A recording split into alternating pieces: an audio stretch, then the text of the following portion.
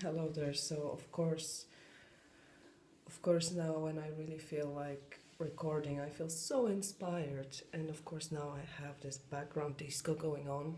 I don't know if you can actually hear it, but I can definitely hear it. And I'm making a really nice face right now and smiling and making fun, but I just punched the wall. So anyway, so welcome to the spectrum. Just joking. I don't know if I'm on the spectrum. Of anything. I am just probably neurotypically weird as I am, or maybe I'm just pain in the ass. That was a very dramatic particle flying through the screen. So I wanted to talk about some really deep and important things that require focus and attention and preparation that I don't have ever because who does things like that? Like, for example, I'm unable to cook because I don't have enough attention to follow a recipe, and then I wonder why things don't work. So, so I let other people cook for me, or I improvise, and they just have to suffer with me. Anyway, enough about cooking.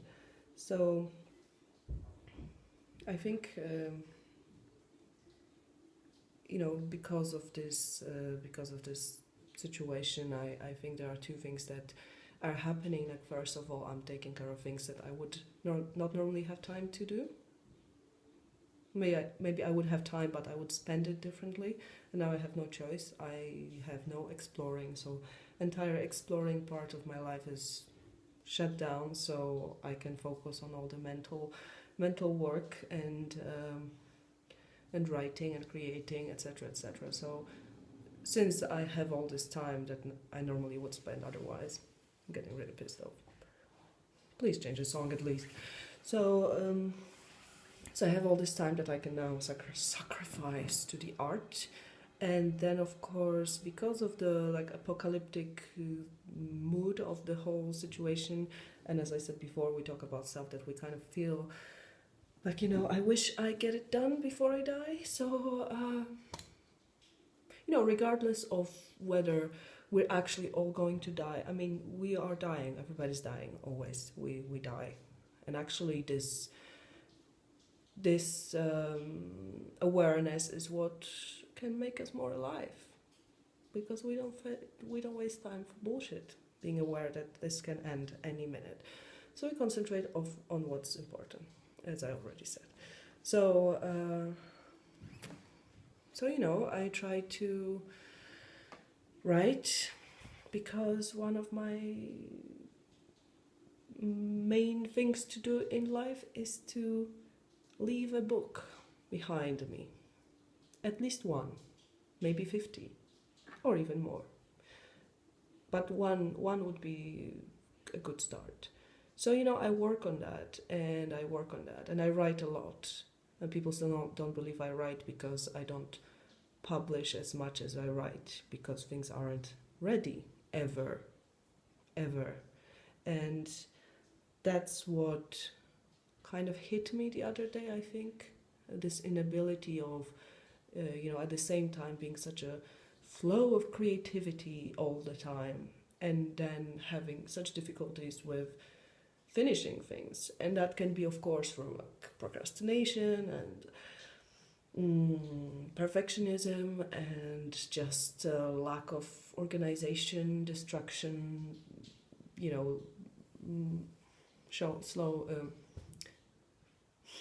short attention span, and all that jazz. So I got really frustrated because I felt like, wow, now it's not like I have I have many excuses right now. There's nothing that stops me apart from the music. And still, it's been at least 2 weeks. I still don't have my book. So what the hell is going on? Like, I really wish I could at least be. And this is where it starts, and I start thinking, like, well, if only I was somewhere else, with better circumstances, and then I could finish my book. And of course, then I get pissed off because I know very well that a lot of geniuses have worked in unfortunate circumstances, and that's where, and they still pushed through, they still managed to finish their things. So still a poor excuse. So what does it say about me? And this is where I get really upset, and people come and try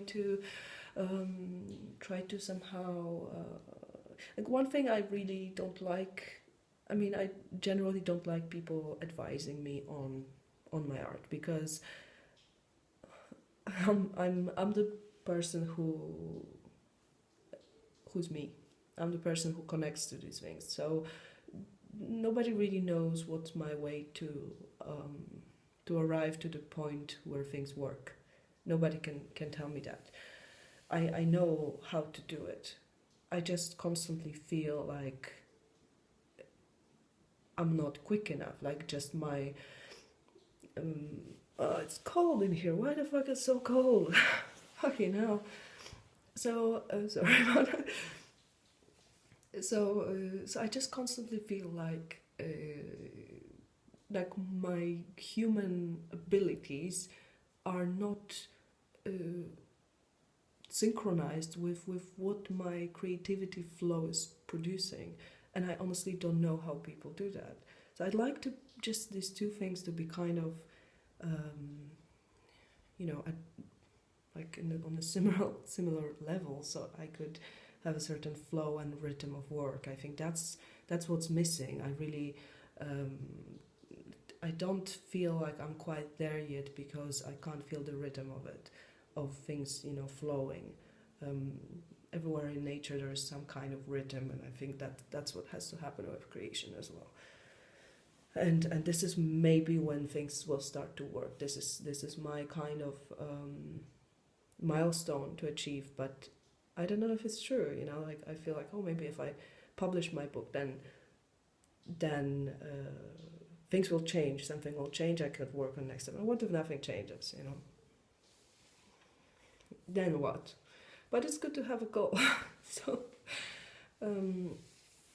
all these thoughts, just kind of, I felt like chasing my tail, and turning circles, walking, just turning in my head, and whatever somebody's gonna tell me, I'm gonna get pissed off. Usually, I don't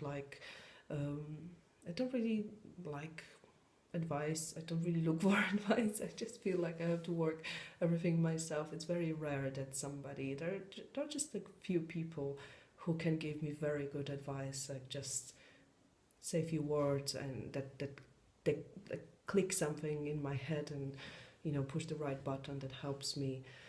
Because for example, one of the worst thing is to hear keep going, because I fucking do.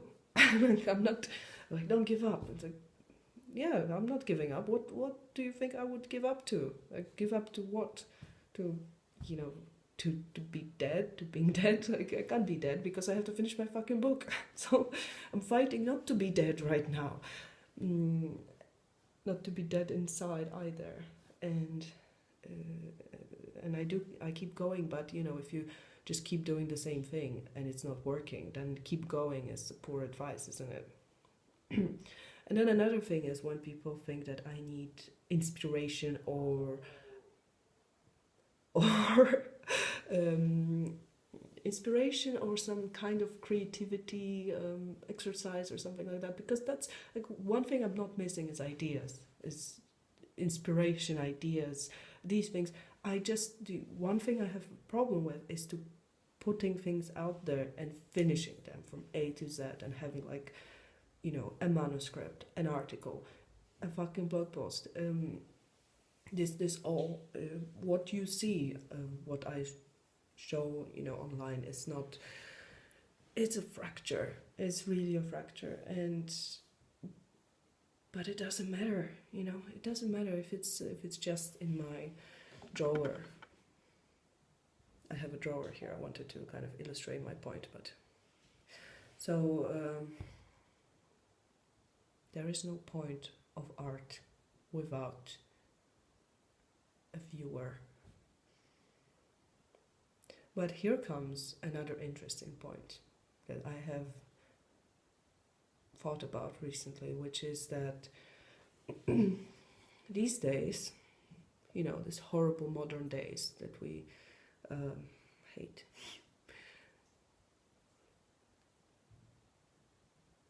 I wanted to say something about decline of Western civilization, but that doesn't make sense. I think social media, it all comes down to social media. I think in social media these days, people kind of see something and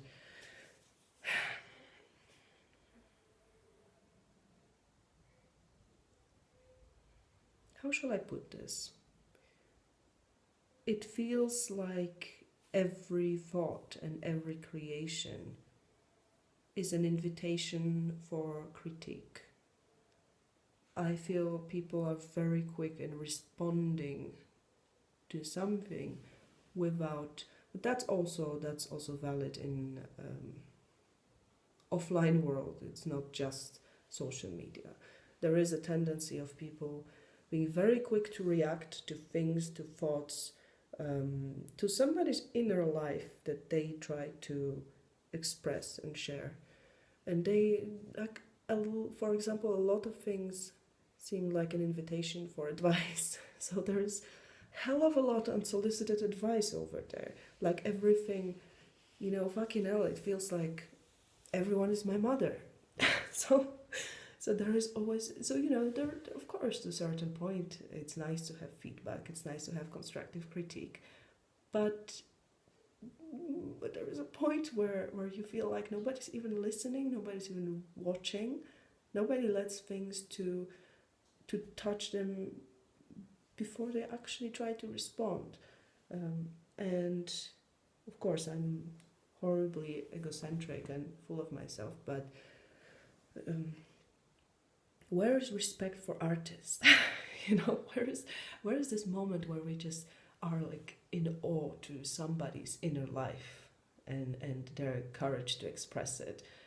I mean, of course there is, because there are people who get it, of course, but there is a tendency of just like a ping pong game of critique and feedback and constant just feedback. And if you dare to say that this is bullshit, like, just stand and listen for a moment, let it affect you, like, let it sink into you, let it touch your heart. If you say that, like, you didn't ask for advice, you actually nobody asked you for your opinion. No, but if you respond somehow to this, there are voices that would say, not the ones in my head, but other voices that would say, well, if you're putting something out there, you automatically give consent to critique. And in a way it's true, of course, but it doesn't mean that I can't respond to that critique, saying it's bullshit, for example, because a lot of critique is unbased. A lot of critique is, there's constructive critique and there is bullshit, or there is hatred, or there is, hatred, online hate, whatever. And sometimes there are just moments when it's a question of timing and context. Like, not everything requires a commentary.